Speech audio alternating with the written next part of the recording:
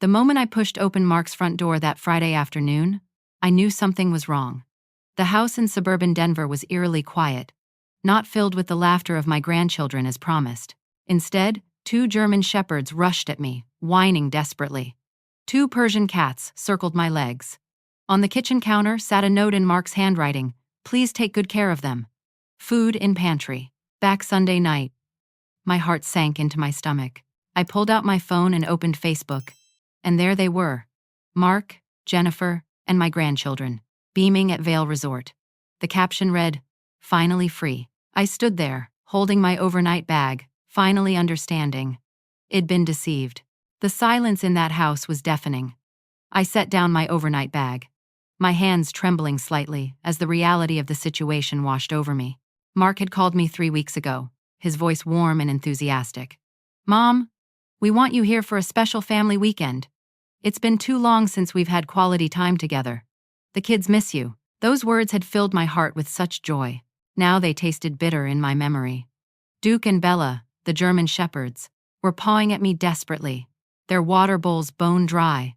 When had they last been properly cared for? Snowball and Midnight, the Persian cats, meowed incessantly from the laundry room, where their litter boxes overflowed with waste.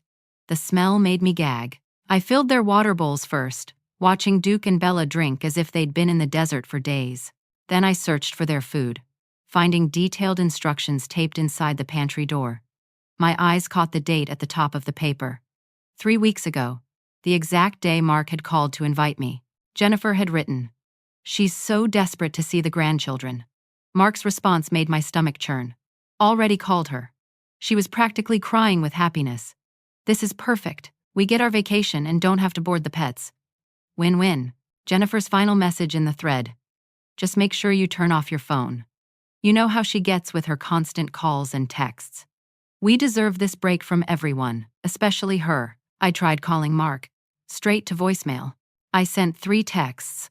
Watching the delivered receipts never changed to read. They had deliberately gone off-grid, leaving me here without even the courtesy of being able to reach them in an emergency. The refrigerator hummed in the corner, and I opened it looking for something to eat.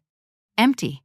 Completely empty, except for packets of pet food and expired carton of milk. They hadn't even bothered to leave me groceries. After driving 3 hours to get here, after canceling my book club and coffee date with my friend Margaret, after telling everyone I was having a special weekend with my family, Duke suddenly whined and scratched at the back door. Both dogs were pacing frantically. When had they last been walked? I clipped on their leashes, finding them hanging by the door with another note. "If you have time, they enjoy walks. If I have time?" As if I had any choice now. As we walked through the neighborhood, Duke pulled so hard I nearly fell. These dogs were desperate for exercise, for attention, for basic care. Bella kept stopping to scratch, and I noticed red patches on her skin. How long had she been suffering? Back inside, I sat on Mark's expensive leather couch, the one Head bragged cost $8,000, and tried to process what was happening. My son, my firstborn, the boy I'd stayed up with through countless fevered nights, who I'd driven to every baseball practice, who I'd put through college by working double shifts, had orchestrated this elaborate deception. The cats meowed again, and I realized their food bowls were empty too. As I opened can after can of prescription food, I noticed the price tags. $15 per can. Special diet food. These animals weren't just pets. They were expensive, high-maintenance animals that required real care. And Mark had simply walked away, assuming I'd handle it all. That night, I barely slept on the guest bed, listening to Duke whimper outside the door. They weren't allowed upstairs, another note had informed me, but their crying broke my heart. This weekend was supposed to be about reconnecting with my family. Instead, I was alone in a cold house with 4 abandoned animals, while my family posted pictures of champagne toasts and ski slopes. I saw the photos before I could stop myself from looking. Best weekend ever. Mark had captioned one. Elizabeth and Thomas, my grandchildren, building snowmen with their parents. Jennifer in a spa robe, Mark on the slopes, and that recurring hashtag on every photo. Finally free. Free from what, I wondered. From responsibility? From caring for the lives they'd chosen to bring into their home? Or just free from me? Saturday morning arrived with the sound of violent retching. I jumped out of bed, my 67-year-old knees protesting, and found Duke heaving in the hallway. But this wasn't normal vomit. Blood mixed with bile spread across Mark's pristine white carpet. Duke looked up at me with such pain in his eyes that I immediately knew this was serious. "Oh, sweetheart," I whispered, grabbing paper towels while Duke collapsed on his side, panting heavily. I called 3 veterinary clinics before finding an emergency one open on Saturday. The receptionist could hear the panic in my voice. "Bring him in immediately," she said. Getting Duke into my small Honda Civic was a challenge. He weighed 90 pounds and could barely walk. I finally managed to half-carry, half-drag him into the back seat, my back screaming in protest. As I started to drive away, Bella began howling from the house, a sound so mournful it shattered my heart. The veterinary hospital was 20 minutes away, and Duke whimpered the entire drive. I kept talking to him, reassuring him, even as tears streamed down my face. This wasn't just about the sick dog anymore. This was about the complete abandonment of responsibility I was witnessing. Dr. Melissa Chen, the emergency vet, took one look at Duke and immediately rushed him back. I waited in that sterile room for 40 minutes before she returned, her face grave. "Mrs. Thompson, Duke has chronic pancreatitis. Has he been on his medication?" "Medication? I don't know. I'm just watching him for the weekend." She pulled up his file on her computer, and her expression darkened. "Duke hasn't been here in 3 months. He requires monthly blood work and daily medication. Without it, he develops these severe flare-ups. He's in critical condition." My hands shook as she continued explaining. "The medication costs $300 per month. The emergency treatment today would be $800. Duke needed to stay for observation, but she would release him to my care if I promised to give him his medication every 6 hours. Has Mark mentioned any of this?" she asked gently. "No. Nothing." Dr. Chen printed out 3 months of missed appointments, 3 months of ignored reminder calls, 3 months of Duke suffering in silence. I paid with my credit card, knowing it would max it out. Social Security wasn't due for another 2 weeks. But what choice did I have? Let Duke die? When I got home with a heavily sedated Duke, Bella was limping badly, holding her back, right leg completely off the ground. She'd been hiding it yesterday, but now she couldn't pretend anymore. Back to the emergency vet we went. The X-rays showed severe hip dysplasia that had gone untreated. Dr. Chen looked at me with barely concealed anger. "This dog needs surgery. She's been in chronic pain for months. The fact that she's been walking at all shows incredible resilience. Another $600 for pain medication and anti-inflammatories. Surgery would cost $4,000, but that would have to wait." I simply didn't have it. But the day wasn't over. When I returned home with both dogs, Snowball had bloody diarrhea all over the laundry room. The smell was overwhelming. The poor cat was crying, trying to clean herself but too weak to manage. I wrapped Snowball in a towel, my 3rd trip to the emergency vet. By now, the staff knew me by name. Dr. Chen ran tests while I sat in that waiting room, numb from exhaustion and shock. "Inflammatory bowel disease," she announced. "Completely treatable with proper diet and medication. But it's been left so long that Snowball is severely dehydrated and malnourished." Another $650. Special prescription food that cost $40 per bag. Medication twice daily. When she brought in Midnight for a courtesy exam, she discovered the cat was nearly blind from untreated diabetes. "This is criminal neglect," Dr. Chen said quietly. "These animals have been suffering. If you want, I can help you file a report." I shook my head. What good would that do? Mark was my son. But as I drove home with 4 sick animals and $2,650 in vet bills I couldn't afford, something inside me hardened. Back at the house, I searched Mark's desk for any information about the pet's medical history. What I found made me sink into his office chair in disbelief. Stacks of past due veterinary bills, $3,200 in total. Final notices, threatened collections. And there, underneath it all, pet insurance documents, canceled 6 months ago for non-payment. I clicked through Mark's computer photo folder, my heart breaking with each image. There was Mark's new boat, purchased 5 months ago. "Living the dream," Head captioned it. There was Jennifer's designer handbag collection, thousands of dollars displayed like trophies. Their wine club membership, golf club fees, weekend trips to Las Vegas, Miami, Scottsdale. And scattered throughout were photos of Duke and Bella as puppies, Mark holding them with such pride. My babies, had written then. Snowball and Midnight as kittens, gifts for the children who now barely acknowledged their existence. When had these living, breathing creatures become nothing more than inconveniences to him? I spent that evening medicating 4 sick animals, cleaning up accidents, and hand-feeding Duke, who was too weak to eat on his own. Bella whimpered constantly from pain despite the medication. Snowball had 3 more episodes of bloody diarrhea. Midnight walked into walls, her diabetes having stolen most of her sight. Every 2 hours, an alarm went off for someone's medication. Duke's pills, Bella's pain relief, Snowball's antibiotics, Midnight's insulin, which I had to figure out how to inject while she squirmed in fear. As I sat on the floor at midnight, Duke's head in my lap while I stroked his fur, I thought about the Facebook posts. Finally free, they'd written. Free from these beautiful souls who depended on them completely. Free from the basic responsibility of caring for lives they'd chosen to bring into their home. I looked around at the expensive furniture, the 70-inch television, the smart home devices everywhere. They had money for everything, except the creatures who loved them unconditionally. Duke's breathing was labored, but steady. Dr. Chen had given me her personal cell phone number, worried about him making it through the night. This dog, who had probably protected this family, who had been loyal and loving, was fighting for his life while they sipped cocktails at a resort. The anger that had been simmering all day finally boiled over. This wasn't just thoughtless, this was cruel, and they'd made me an accomplice to their cruelty, assuming I'd simply handle whatever they'd abandoned. Sunday morning came too soon, my body aching from sleeping on the floor next to Duke's bed. Head had a rough night, and I couldn't bear to leave him alone. As I made coffee with the ancient instant powder I'd found in the back of Mark's pantry, my phone buzzed with a text from my bank.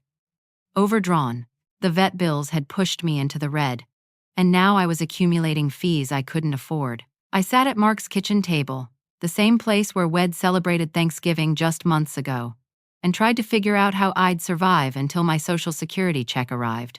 That's when I noticed a folder partially hidden under some magazines. Financial planning was written on the tab in Mark's neat handwriting. I shouldn't have looked. But after everything, I needed to understand how my son could afford a $3,000 weekend while his pets suffered. What I found inside that folder changed everything I thought I knew about my son. Bank statements, pay stubs, investment accounts. My hands trembled as I read the numbers. Mark's salary, $150,000 per year. Not the $60,000 Head told me when he borrowed $5,000 last month for emergency home repairs. I remembered that conversation vividly. Head actually cried, saying he was embarrassed to ask but didn't know where else to turn. The furnace had broken, he said. The kids needed heat. I looked out the window at his perfectly functioning HVAC system, installed new last year according to the warranty papers in the same folder. There were more receipts. The Vail resort booking was just the latest. Cancun in January, Bahamas in March, Disney World in May. Each trip costing thousands. Meanwhile, I'd been eating ramen noodles twice a week to make sure I had that $5,000 to give him when he needed it. Jennifer's credit card statements were there too. Nordstrom, Saks, Neiman Marcus, $3,000 at a spa, $2,000 on a single pair of shoes. While I wore the same winter coat for 8 years because I couldn't afford a new one after helping Mark with his emergencies. But the worst discovery was yet to come. In Mark's home office, I found his laptop open to an email head been drafting to his brother Paul. The subject line, "Mom situation getting worse." I read it 3 times, unable to believe the words were real. "Paul, we need to talk about Mom. She's definitely showing signs of decline, forgetting things, making up stories, paranoid about money. Jennifer thinks it's time we look into power of attorney. She shouldn't be managing her own finances anymore. Dad's life insurance money is probably gone by now with how she spends. We need to protect what's left of the estate before she loses it all." My father's life insurance, $20,000 that I'd stretched over 5 years, living frugally, never taking vacations, always saving for emergencies. Most of it gone now, given to Mark for his manufactured crises. The email continued. "I've already talked to a lawyer. If we can get her evaluated, prove she's not competent, we can manage everything for her. It's for her own good. For my own good."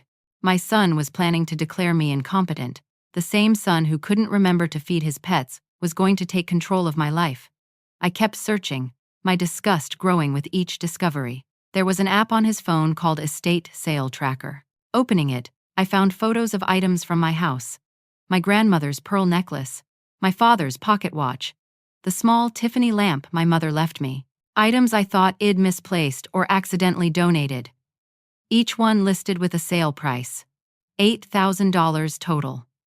$8,000 of my family heirlooms. Sold without my knowledge. Photos showed Mark taking them during his visits. When Head helped me organize or clean, I remembered him insisting I needed to declutter, that keeping too many old things was a sign of hoarding. There were text messages between Mark and Jennifer from last week. "Your mom's birthday is coming up," Jennifer wrote. "Do we have to do something? Just invite her for a weekend. Tell her it's family time. She'll be thrilled. Then we can skip the actual birthday and save money on dinner and presents. But what about the pets? She'll watch them. She won't say no once she's there. Plus, we can tell everyone she offered. Makes us look good and her look helpful instead of needy." Needy. That's how they saw me. The woman who'd sacrificed everything for her children was now just needy. Duke whimpered from his bed, breaking me from my spiral of discovery. As I gave him his medication, hidden in peanut butter, I noticed more papers on Mark's desk. Legal documents. Real estate listings. My blood ran cold as I read. Mark had accepted a job transfer to California. Starting date: 3 months from now. The house was already listed with a realtor. Showings to begin next week. There was no mention of telling me. No consideration of how I'd feel with my grandchildren 3,000 miles away. The plans were detailed. Private schools already selected in San Diego. Jennifer's parents would move with them. A mother-in-law suite already picked out in their new home. But nowhere in any document, any email, any text, was there a single mention of me. They were going to disappear from my life, just leave without warning. Probably some excuse about sudden opportunity. No time to discuss it.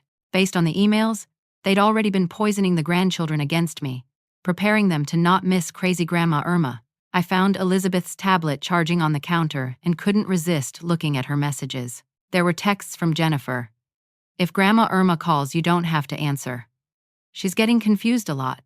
Sometimes she says things that aren't true. It's better if you don't talk to her too much." Thomas had similar messages, plus instructions. "If Grandma gives you birthday money, bring it right to Mommy. We need to save it for you properly. Grandma doesn't understand money anymore."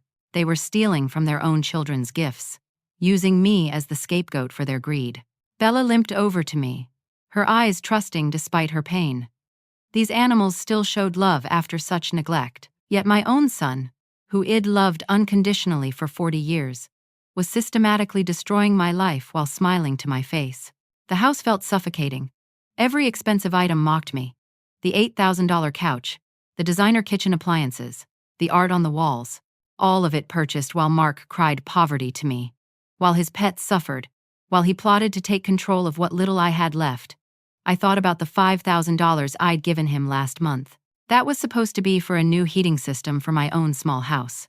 Instead, I'd spend another winter with space heaters, worried about pipes freezing, because my son needed help. Only he didn't need help. He needed funding for his lavish lifestyle. Duke struggled to stand, needing to go outside. As I helped him to the backyard, supporting his weight, I watched him try to maintain his dignity despite his illness. This noble creature deserved so much better. They all did. And so did I. My phone buzzed with a notification from Facebook. Mark had posted another photo. Champagne glasses raised, the family toasting. "To freedom and family," the caption read. The irony was suffocating. They were celebrating their freedom from responsibility while invoking family, the very family they were betraying. I sat on the back porch, Duke's head in my lap, and made a decision. They thought I was weak, declining, incompetent. They thought I'd simply accept whatever they did, grateful for scraps of attention. They thought wrong. The doorbell rang at 6 that evening, sharp and insistent. Duke tried to bark but only managed a weak whimper. I looked through the peephole and saw Eleanor, Jennifer's mother, standing there with fury written across her face. "Irma, I know you're in there. I saw your car." Eleanor called through the door. I opened it cautiously. Eleanor and I had never been close. Jennifer had made sure of that, always scheduling separate holiday visits, claiming her mother was difficult. Eleanor pushed past me into the house, her 73-year-old frame vibrating with anger. "Those ungrateful, selfish brats," she spat, looking around at the 4 sick animals. "They did it to you too. Eleanor, what are you doing here?" She pulled out her phone, showing me a text from Jennifer. "Mom, so sorry, but the Vail trip is canceled. Mark's work emergency. Maybe next time." "I was supposed to be there," Eleanor said, her voice shaking. "Planned for months. I bought new ski clothes, arranged for someone to watch my plants. Then yesterday, 3 hours before Im's supposed to drive up, they cancel. But I knew something was off. Jennifer's terrible at lying to me. So I drove here to check." She looked at Duke, barely able to lift his head. "How long have these animals been sick?" I explained everything. The vet visits, the bills, the neglect. Eleanor's face darkened with each word. "That explains the $10,000. She muttered. "What 10,000? Eleanor sat heavily on the couch. 6 months ago, Jennifer came crying to me, said they were drowning in vet bills. The animals needed surgery, medication, special food. She showed me invoices. Everything. I gave them 10,000 from my retirement savings." We stared at each other, the realization hitting simultaneously. They'd taken money for the pets and spent it on themselves while letting the animals suffer. Eleanor pulled out her laptop. "I still have Jennifer's Instagram password. She doesn't know I watch her." The private Instagram account revealed everything. Photos from the past 6 months told a story of pure indulgence. There was Jennifer at a $5,000 wellness retreat the week after Eleanor gave them the money. Mark's new golf clubs, $3,000. Weekend trips every month. Designer clothes for the children that cost more than my monthly Social Security check. But what made Eleanor gasp were the captions. "Finally living our best life. No more toxic people dragging us down. Surround yourself only with those who lift you up." "Toxic people," Eleanor said bitterly. "That's us. The mothers who sacrificed everything for them." She scrolled further and found a post from 3 weeks ago.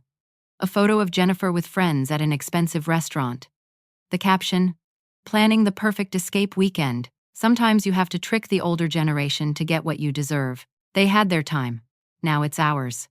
The comments from her friends were worse. "Get that free babysitting. Old people love feeling useful. My mother-in-law would totally fall for that too." Eleanor's hands shook as she set down the laptop. "Irma, there's something else you need to know. Jennifer's been telling everyone you're losing your mind. She's been building a case for months. She showed me screenshots from a family group chat I didn't even know existed. Jennifer describing my episodes that never happened. Claims that I'd forgotten the grandchildren's names. Stories about me calling in the middle of the night, confused and frightened. All lies. She told me you refused to help with the animals out of spite," Eleanor continued. "Said you were punishing them for not visiting enough. The manipulation was breathtaking. They'd isolated me from extended family, turned me into a villain, all while stealing from me." Eleanor stood up, pacing. "We're fixing this. Right now." She called Paul, Mark's younger brother, on speaker. "Paul, it's Eleanor. I'm with your mother. You need to hear this." For the next hour, we laid out everything. The sick pets, the financial fraud, the planned move to California, the power of attorney scheme. Paul was silent for so long I thought we'd lost the connection. "I'm in Kansas City," he finally said, his voice tight with rage. "I can be there by morning. Don't do anything until I arrive." And Eleanor screenshot everything. Every post, every message, every receipt.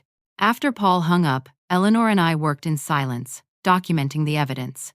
She helped me give the animals their medication, her gentle handling of midnight, revealing a kindness Jennifer had hidden from me. "You know," Eleanor said as we cleaned Snowball's litter box together, "Jennifer's been telling me for years that you didn't like me. Said you thought I wasn't good enough for your family. She told me you thought I was overbearing and intrusive," I replied. We looked at each other and laughed bitterly. They'd kept us apart, 2 grandmothers who could have been allies, friends even. As the night wore on, Eleanor revealed more. Jennifer had been taking money from her monthly. "For the grandchildren's college funds," Shed said. 20,000 over 2 years. Eleanor had checked. No college funds existed. "I've been living on canned soup and crackers to help them," Eleanor admitted. while they eat at restaurants I could never afford. We found more evidence on Mark's computer. Had been intercepting my emails, deleting messages from family members, then telling them I was ignoring them. My sister Dorothy had sent dozens of emails over 2 years, all deleted. Mark told her I had dementia and shouldn't be contacted. My cousin Barbara, who I thought had forgotten me after her husband died, had been trying to reconnect. Deleted. Mark told her I was too fragile for visitors. Even my book club friends had been blocked.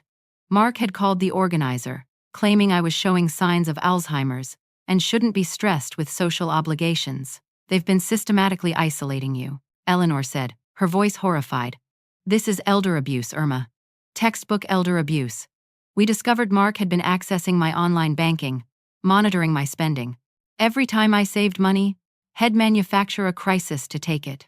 The broken furnace, the car repairs, the emergency dental work for the kids that insurance mysteriously didn't cover. Eleanor pulled up Jennifer's calendar on her phone.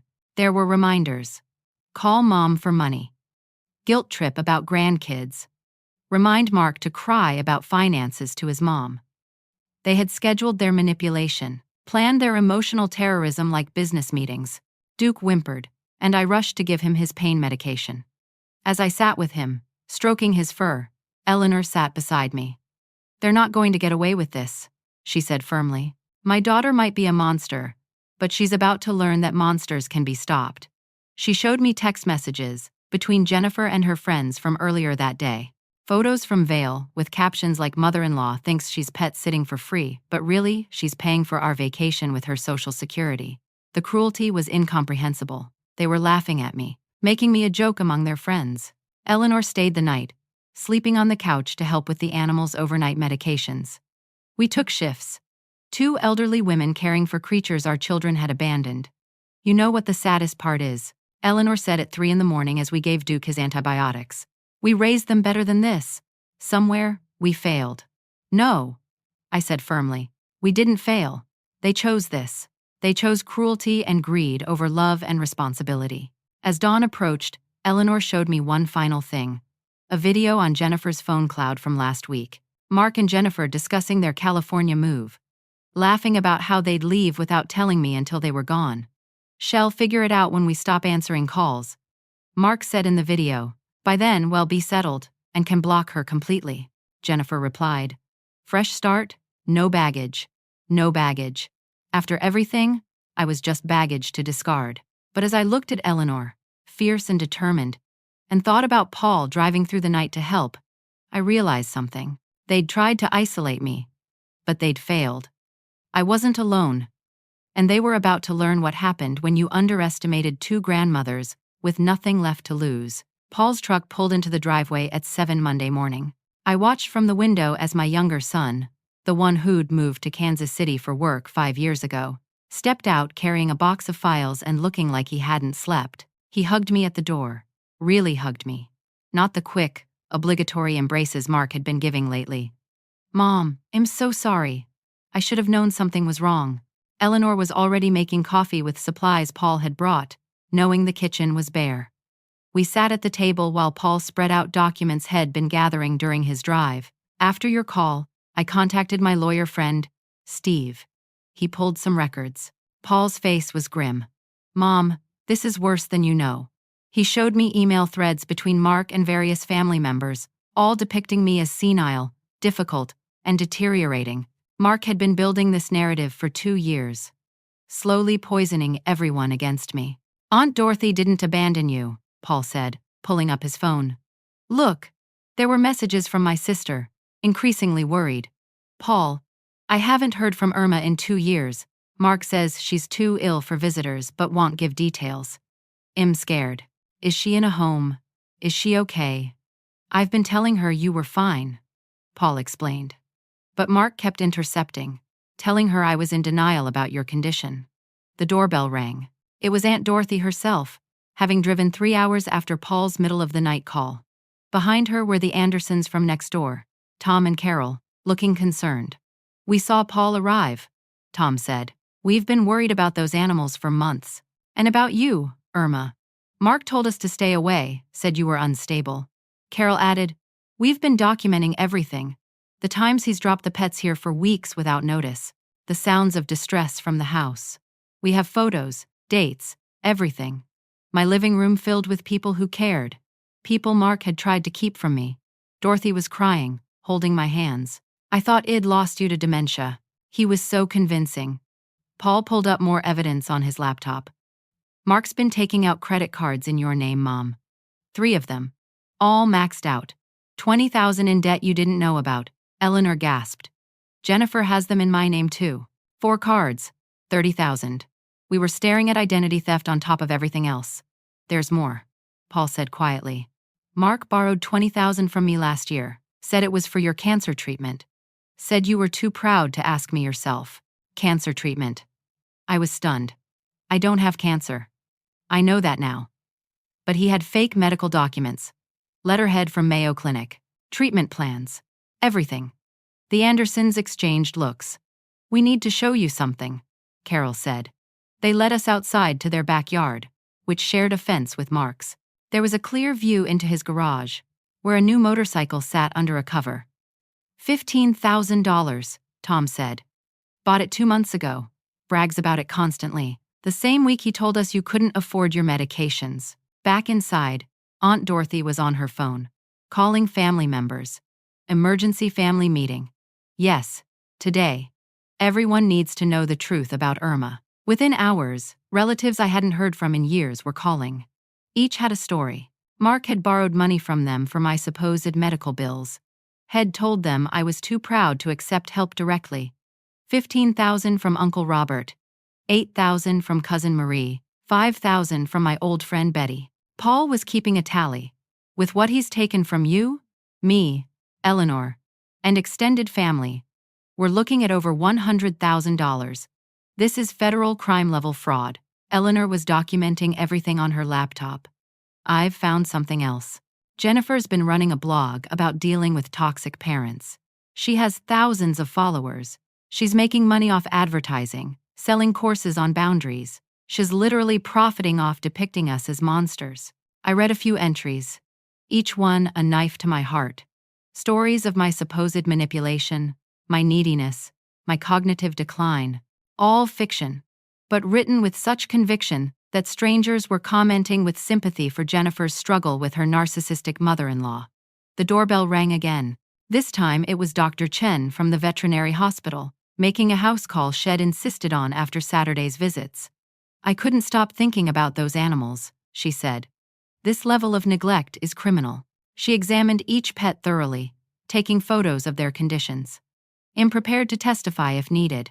These animals have been suffering for months, potentially years. Paul's lawyer friend Steve arrived that afternoon. A tall, serious man who listened to everything, reviewed the evidence, and spoke carefully. This is elder abuse, identity theft, and fraud across state lines. We're talking potential prison time, but first, we need to protect you both immediately. He helped us freeze credit reports, change all passwords, and secure our remaining assets. Eleanor and I opened new bank accounts that our children couldn't access. Steve drafted cease and desist letters for the harassment and fraud. As we worked, neighbors kept stopping by. Mark had told everyone different stories about me, but they'd all suspected something was wrong. Mrs. Patterson from across the street brought soup and shared how Mark had borrowed her lawnmower and sold it, claiming I had given him permission. The veterinary assistant from Dr. Chen's office stopped by after her shift with donated pet food and medications. Dr. Chen wanted to help. No animal should suffer because of human selfishness. By evening, we had a war room. Paul had created spreadsheets of financial fraud. Eleanor had documented social media evidence. Dorothy was coordinating family support. The Andersons were gathering neighborhood testimonies. Steve was preparing legal documents. But the most powerful moment came when Paul played a voicemail head saved from 2 years ago. Mark's voice, drunk and careless at his birthday party.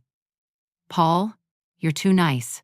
Mom's got that insurance money from Dad, and she's just sitting on it. We deserve it now, not when she dies. I'm working on a plan. Jennifer's helping. Well, get what's ours. He planned this for years, Paul said, his voice breaking. My own brother. Duke limped over, sensing distress, and put his head on Paul's knee. Even suffering, These animals showed more compassion than Mark and Jennifer had. "We're getting these pets proper care," Paul announced. "I'll pay for whatever they need." "Well, split it," Eleanor said firmly. "Well, all contribute," Dorothy added. As I looked around the room at these people, family and friends who'd been kept from me through lies and manipulation, I felt something I hadn't experienced in years. Not alone, supported, believed. Tom Anderson raised his coffee mug. "To Irma and Eleanor, for surviving what no parent should endure." Everyone raised their cups, and for the first time all weekend, I smiled genuinely. But we weren't done.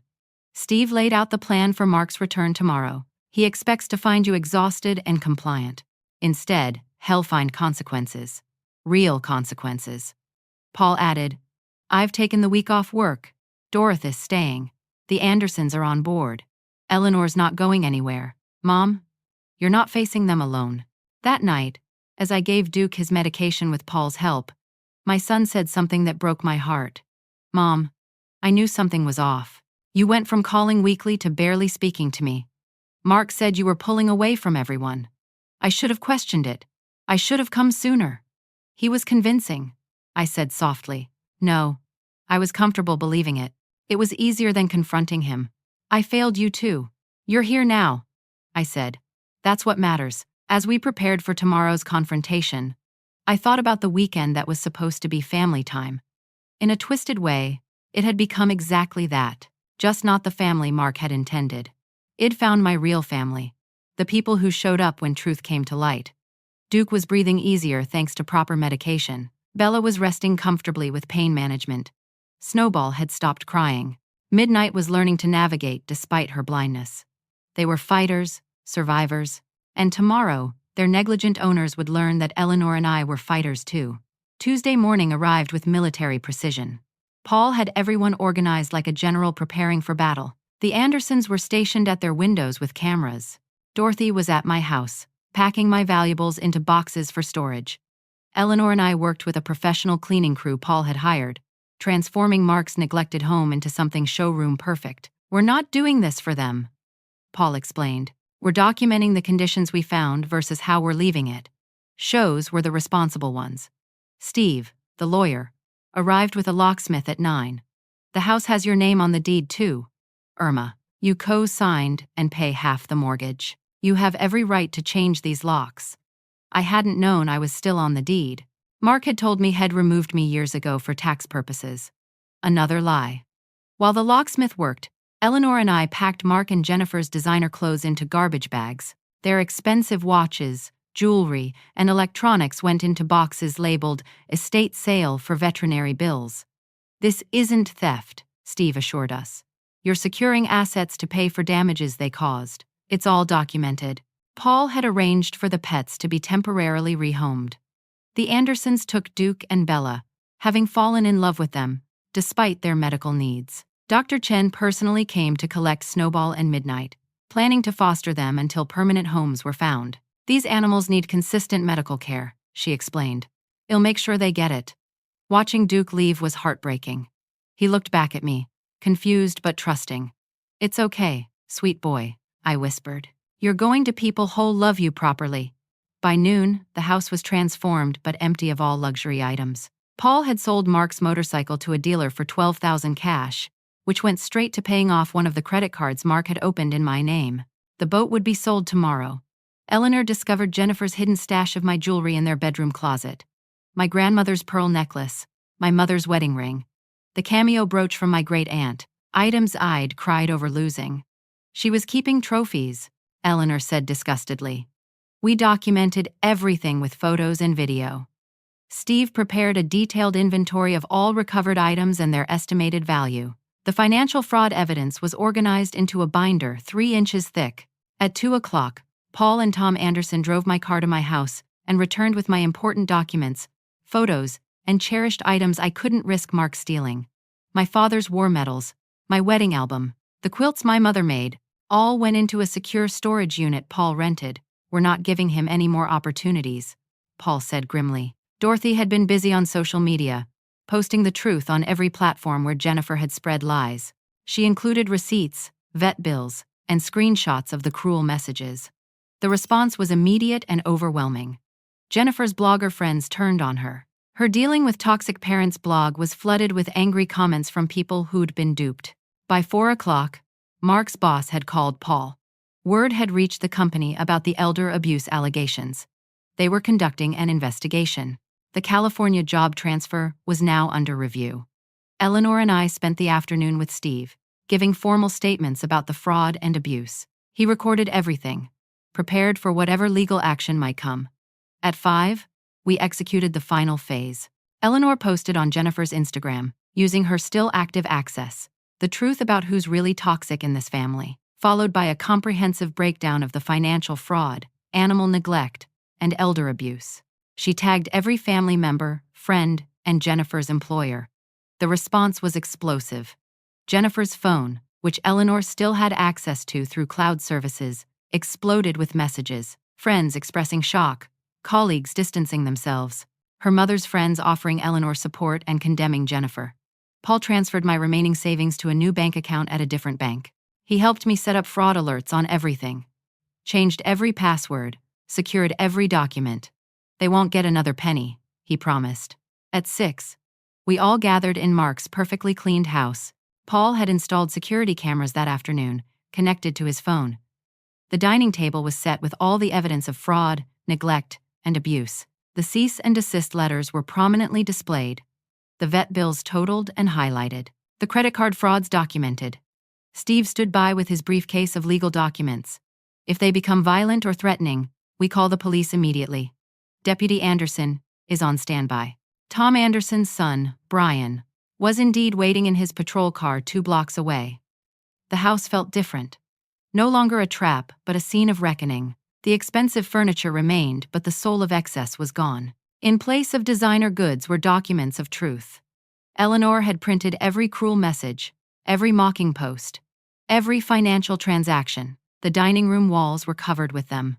A gallery of betrayal. They need to see it all at once, she said. The full scope of what they've done. Paul had contacted Mark's friends, the ones Wad liked the finally free posts. Had sent them evidence of the elder abuse and fraud. By evening, Mark's phone would be full of messages from former friends expressing disgust. Dorothy had reached out to Jennifer's family on her father's side, people Eleanor hadn't contacted in years. They were appalled. Jennifer's cousins, aunts, uncles, all now aware of who she really was. At 7, I stood in what was supposed to be my prison and felt free instead. Surrounded by people who truly cared, protected by law and love, I was ready for Mark's return. You know, Eleanor said, standing beside me. They thought we were weak because we're old. They forgot that we've survived decades more than them. We've faced real hardship, not the manufactured drama they create. Paul pulled up Mark's flight tracker. They land in an hour. They'll be here by 9. We made final preparations. The pet's medication schedules posted on the refrigerator, showing months of missed doses. The neighborhood testimonies stacked on the coffee table. The legal documents ready for serving. Steve made one last recommendation. Record everything. Colorado is a one-party consent state. You can legally record your own conversations. Paul set up multiple recording devices. We weren't taking any chances. At 8:30, we took our positions. I sat in the living room with Eleanor, Dorothy, and Paul. Steve stood by the door with Tom and Carol Anderson. Through the windows, we could see neighbors gathering on their porches, aware something significant was about to happen. My phone buzzed with a text from Mark. Landing now. Hope the pets were good. Thanks again, Mom. The casual cruelty of it. The assumption I'd just accept being used. The fake gratitude that cost him nothing. They have no idea, Paul said quietly. They're about to walk into the consequences of their actions for the first time in their lives. Eleanor pulled up Jennifer's Instagram one last time. The final veil posts were being bombarded with comments from people who'd learned the truth. Jennifer's carefully curated image was crumbling in real time. Whatever happens, I said to everyone in the room, thank you for believing me, for supporting me, for showing me I'm not alone. Dorothy squeezed my hand. You were never alone.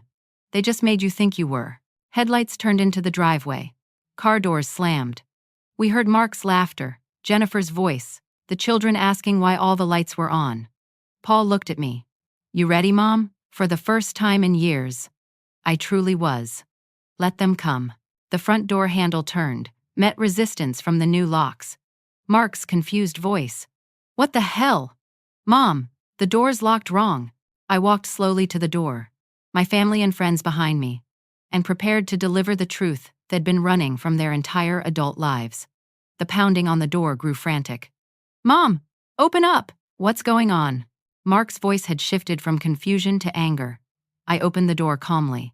Mark stood there with his vacation tan, designer sunglasses pushed up on his head, looking irritated. Jennifer was behind him, the children looking tired and confused.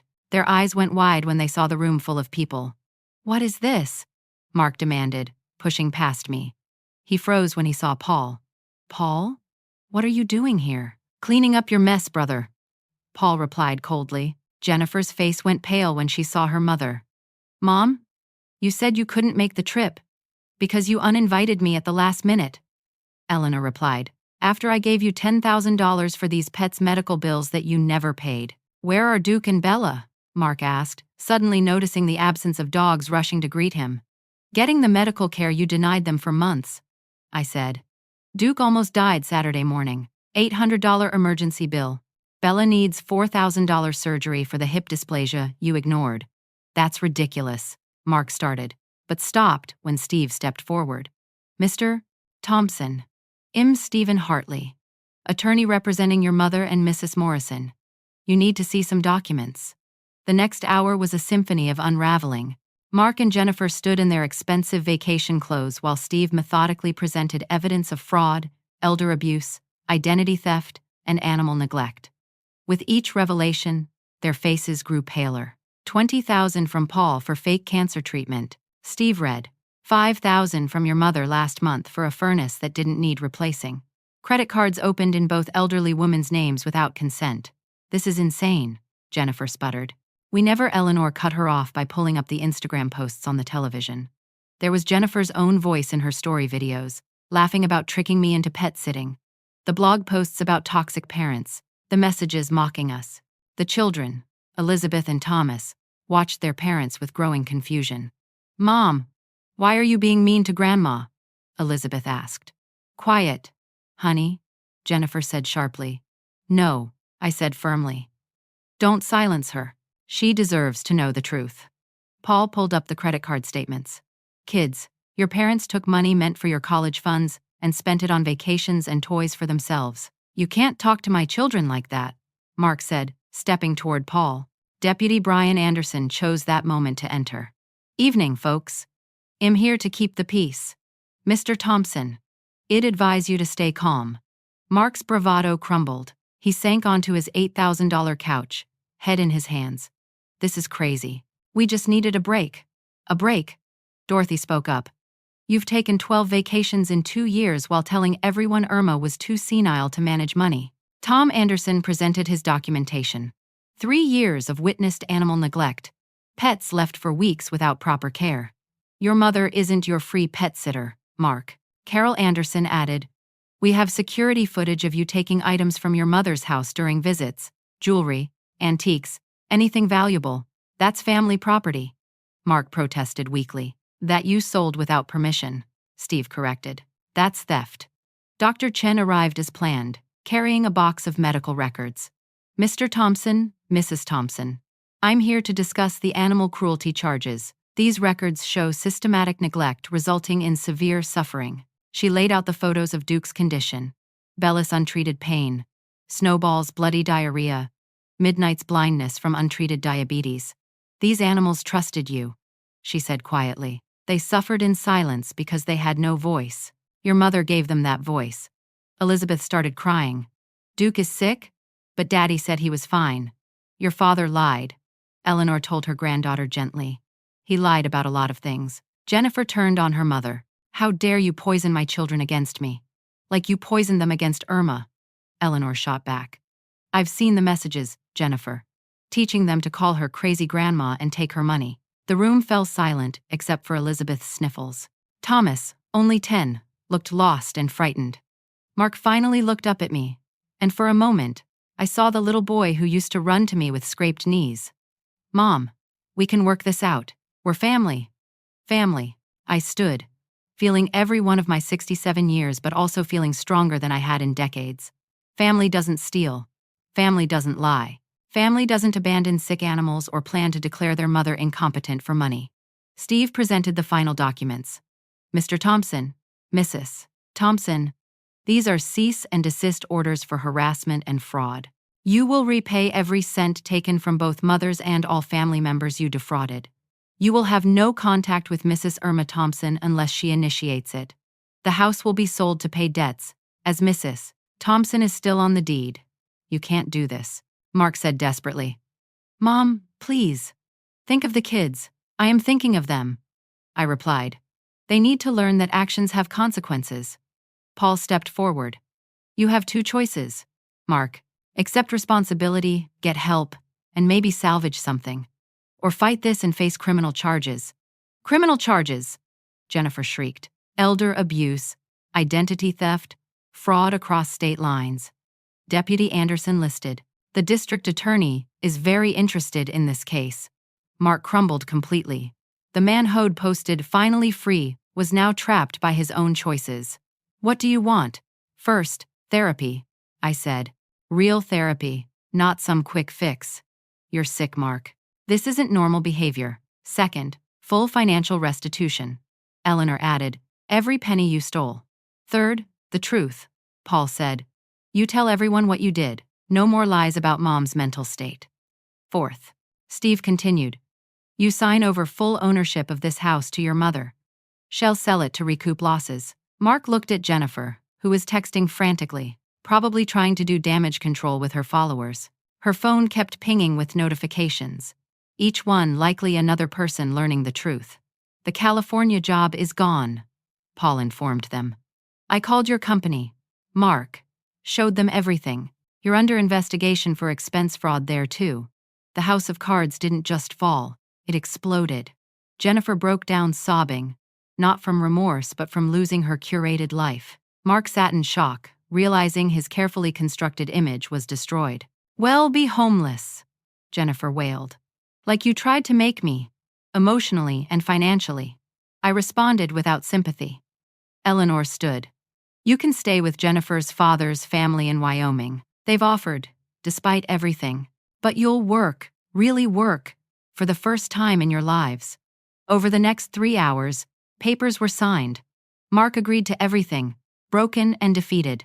Jennifer's parents were taking temporary custody of the children until she and Mark completed therapy and proved stability. As they prepared to leave with only basic belongings, Elizabeth ran to me. Grandma, I'm sorry we were mean. I hugged her tightly. It's not your fault, sweetheart. None of this is your fault. Thomas joined the hug. Will we see you again? When your parents get better? Yes. I promised. Mark stood at the door he could no longer enter, looking back at the life head destroyed. Mom, I don't know how I became this person. That's the first honest thing you've said in years, I replied. Maybe there's hope for you yet. They left in Jennifer's parents' car. Their luxury SUV would be sold tomorrow. The neighbors watched from their porches, the community witnessed to justice served. 6 months passed. Mark called from Wyoming, where he was working construction and attending intensive therapy. His voice was different, humbled. Mom? I'm diagnosed with narcissistic personality disorder. I'm getting treatment. I'm sorry doesn't cover it, but I'm sorry. Are you getting better? I asked, trying. It's hard seeing who I really was. Jennifer and I are separated. She's in her own therapy. The kids are doing better with structure and honesty. And the money. I'm working 2 jobs. I've paid back $12,000 so far. Paul has the checks. I'll pay back every cent, even if it takes years. A year later, on my 68th birthday, my house was full of people who truly loved me. Paul and his family had moved closer. Dorothy visited monthly. The Andersons were adopted family. Eleanor and I had become best friends, bonding over our shared experience. Mark arrived alone, having driven 10 hours. He looked older, tired, but clearer. He handed me a gift, a handmade photo album. I went through old photos, he said quietly. Real ones, not the staged ones. Found pictures of who we really were before I lost my way. The album was filled with memories. Mark as a baby in my arms, teaching him to ride a bike, His college graduation, where Head cried thanking me. Pictures of us laughing, really laughing, before money and image consumed him. I can't undo what I did, he said, but am trying to become someone who would never do it again. Elizabeth and Thomas ran in from Eleanor's car, where they'd been staying during Jennifer's inpatient treatment. They'd grown in the year since everything exploded. They hugged me naturally now, no longer coached to see me as crazy grandma but as who I really was. Grandma, we made you cards, Thomas said proudly, handing me handmade birthday cards with genuine love, not performative gestures. Duke and Bella were there too, the Andersons bringing them for a visit. Duke was healthy now, his tail wagging as he recognized me. Bella walked without pain after her surgery. They were living testimonies to what love and proper care could accomplish. Dr. Chen stopped by with Snowball and Midnight, both thriving in their new homes but brought for a reunion. They remember you, she said as Snowball purred in my arms. As I sat surrounded by genuine love, I thought about that weekend a year ago. Mark had invited me for a false family weekend, but his deception had revealed my true family. Not just blood, but people who showed up when truth came to light. Paul raised a toast. To Mom, who showed us that standing up for yourself is never wrong, no matter how old you are. Eleanor added. To second chances and hard truths. Mark stood quietly in the corner, no longer the center of attention, learning to exist without the spotlight Head craved. To accountability, he said softly, and to the hope that people can change. Looking back now, I see that weekend as a gift, though not the one Mark intended. His betrayal freed me from years of manipulation and gaslighting. It revealed the depth of my actual support system. It taught my grandchildren that actions have consequences, and that love isn't measured in money or things, but in showing up and being honest. The deepest lesson from all of this? When someone shows you who they really are through their actions, believe them the first time, but also believe in the power of consequences to create change. Not everyone will do the hard work Mark is attempting, but those who do deserve a cautious second chance. I got my life back at 67. I discovered that being a grandmother doesn't mean being a doormat, that love includes boundaries, that family isn't just blood but the people who stand by you when truth comes to light. Duke nuzzled my hand, and I smiled. These animals, in their suffering, had saved me from a worse fate. They'd been the catalyst for revelation. Their needs had exposed the negligence that extended far beyond their care. You know, I said to everyone gathered. Mark wrote finally free on that vacation post. He was right, just not how he meant it. We're all finally free. Free from lies, manipulation, and false love. Free to build something real. The room was quiet for a moment, everyone considering the journey we'd all taken.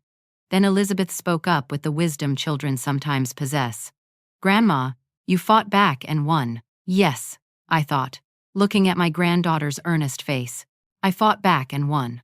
Not just for myself, but for Eleanor, for the animals, for the truth, and ultimately, even for Mark and Jennifer, who needed to face their consequences to have any chance at redemption. That's the ultimate victory in stories like mine. Not revenge, but revelation.